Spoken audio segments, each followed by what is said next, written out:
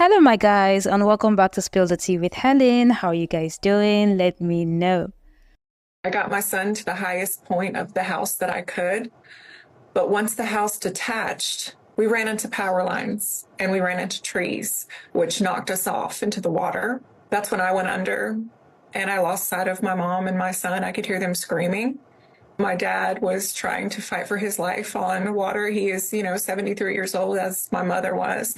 My son was 7. He didn't know how to swim. So my dad had to grabbed onto a branch or something and was holding on. But the last thing that I heard from my son was he was screaming for Jesus. And he was saying, Jesus, please save me. That's the last words I heard out of my son's mouth. And that was when we separated. We all got knocked into the water into different ways. I didn't see them again. And I continued to float down, up and down through the water until I got trapped in a tree. I continued to look for them, but I heard nothing. I saw my mom screaming for my son at one point, and again, the last I heard from them was screams and screaming for Jesus. So, have you ever heard of white on white racism? Like cases where a white person hates their race so much that they don't want to be associated with it. And they are so happy, so happy that a hurricane wiped out a whole town of white people. I think the biggest compliment that you can give me without actually complimenting me is asking me what my ethnicity is. Because then I know you don't associate me with white Americans. And I don't associate myself with them either. Like, I do not fit in. I am not them. We are not the same. So this lady you just watched is obviously a white woman. And according to her social media, she's an advocate for Black people. She's like a Black Lives Matter activist. And that part of her I actually appreciate. It is 2024 and Black men are still being hung in this country. It is 2024 and Black men are still being hung in this country. If you haven't heard, I'm talking about 18-year-old Jacoby Lindsay out of Hattiesburg, Mississippi, who was found Monday morning hanging from a tree outside Thames Elementary School, a predominantly Black school. Although they've been trying to report that he did it to himself, his grandparents received a picture of him before they took him down, and he wasn't up there in the traditional position that you would think that you would see someone who was hung in. This man was in the fetal position. His knees were to his chest, his feet were tucked back, his arms were wrapped around him. He was already in rigor mortis when they put him up there. If that's not to send a message, what else is the purpose? The whole case is so messed up, and I pray that they find justice and figure out what happened to him. And there has to be cameras up and down that street and at that school that can shed light on what happened. If you're Black and in America, travel in a group or have a gun on you, because you need to protect yourself at all costs, at all times. However, the amount of hate she has for her own race is so alarming, and her lack of sympathy for over 1,000 people who have lost their lives in the recent Hurricane Helene is giving me goosebumps. If you're anywhere online, you have most likely come across the catastrophic and horrible hurricane that hit North Carolina and Florida just a few days ago. The death toll is currently rising even as you watch this video. Families have been lost, several $1 million worth of properties destroyed, people literally trapped in the chaos with little to no help getting to them. It's so bad that people are finding deceased bodies in their front yard. And while the world is watching this and sending their condolences and sympathy, and even sending donations to those affected by this catastrophe, this particular lady named Shannon Maria posted a video on her TikTok, literally thanking God for the death of hundreds of people in North Carolina because, according to her, they're all racist. Hit North Carolina and Tennessee, the first thing I thought was, damn, there goes some racists.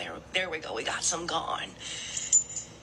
And then I just seen this video that like the area it hit is like sundown town after sundown town after sundown town, and they are just completely flattened and gone. And I was like, God's work, God's work. And I know people are gonna be like, oh my God, Shannon, that's terrible. People are dying. Like, you're so fucking inconsiderate and ignorant. I watched a video earlier this year of a woman standing in her kitchen get shot to death. So people die every day. I got told people die every day. So people die every day. Floods were in the Bible. So if anything, this should be a sign that God's coming back. Well, for real, my heart goes out to them because I could not imagine drowning in water. If I can't touch the bottom, I'm not going for it. So that has to be the worst way to go. But I do believe in God's work. So when I seen her last night, somebody was at the river and just looking at the destruction and cars upside down, and saw Halloween costumes floating down a river, and then she saw faces and realized they weren't costumes.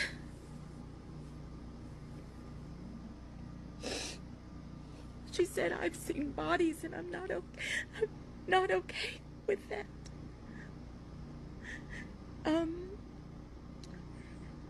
And then somebody called and said, when is somebody gonna come collect all the bodies that have piled up along the embankment of the river? And then a man called saying, I need 911 at my house. And somebody said, why? Are you okay? And he said, yes, I'm okay. But I opened my front door and there are several bodies in my front yard.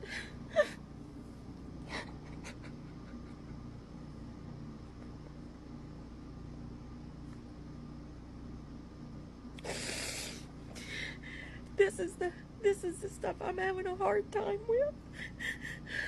Now, of course, she got a lot of backlash for this absolutely tone-deaf, horrible and unsympathetic, evil post. And it was so much that she had to lock her comment section so nobody can comment on any of her videos anymore. But then, instead of turning a 180 and apologizing for what she said, she posted a quote-unquote apology video. Now, you listen to this apology video and tell me what you think about it in the comments. I just want to acknowledge the words that I spoke were spoken incorrectly and too soon.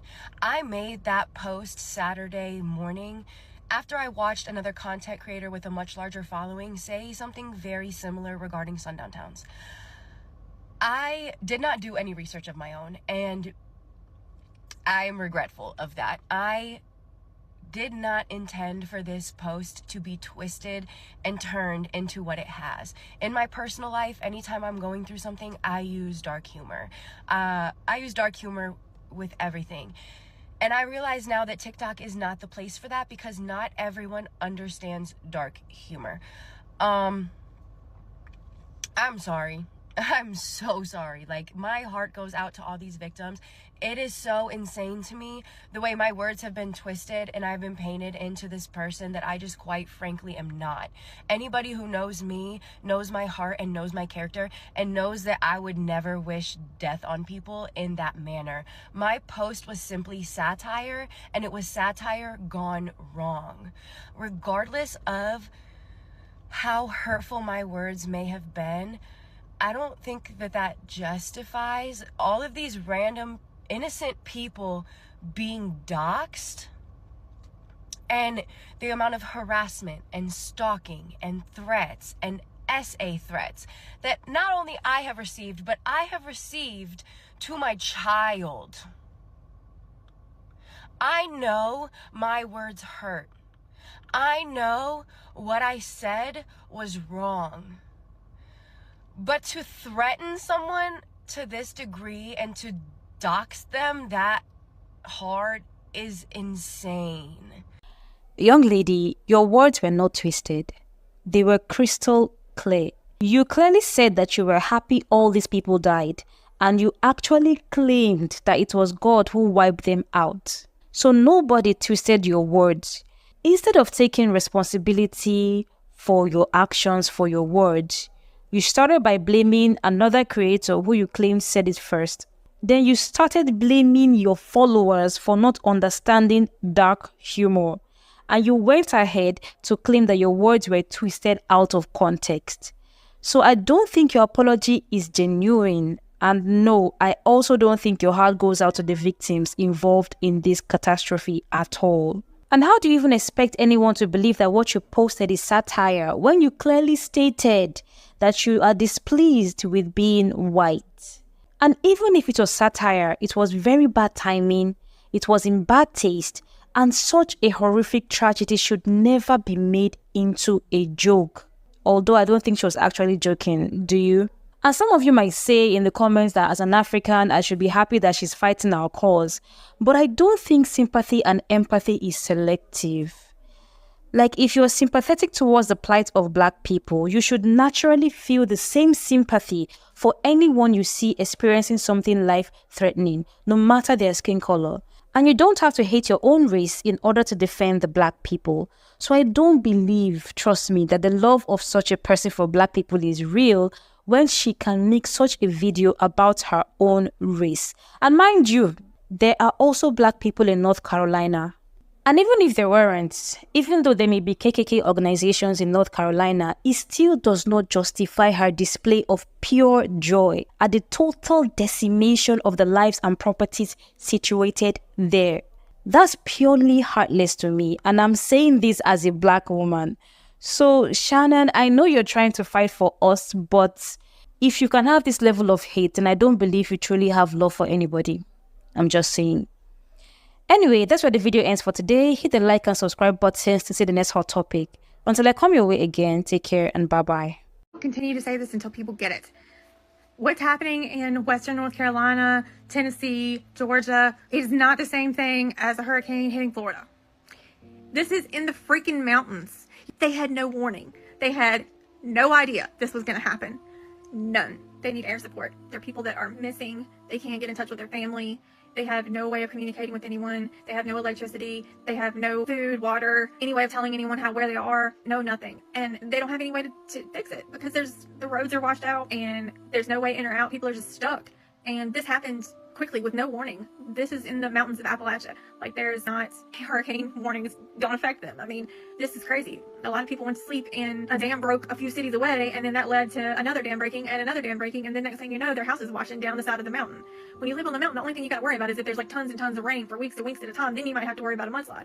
But never in their wildest dreams did they expect this. There was no warnings. There was no anything. This just happened. People were trapped in their homes with flash flooding. And there's still so many people that are making videos that saying, please help me find my family. Please let me know if they're okay. And I mean, why isn't the government there helping them? Like, they need air support. I mean, before people can even get in to help, they have to have a way to get in. And there's no gas at any of the gas stations anywhere in the area. The entire Western North Carolina is just completely inaccessible except by air. And this is 2 days later. I mean, I don't understand why they're not getting help. I know that they're busy in Florida. This is catastrophic for people that had no time to prepare, no warning, and could have never imagined this in their wildest dreams. I saw one girl say that his funeral was supposed to be this weekend, and the funeral home is completely flooded, completely.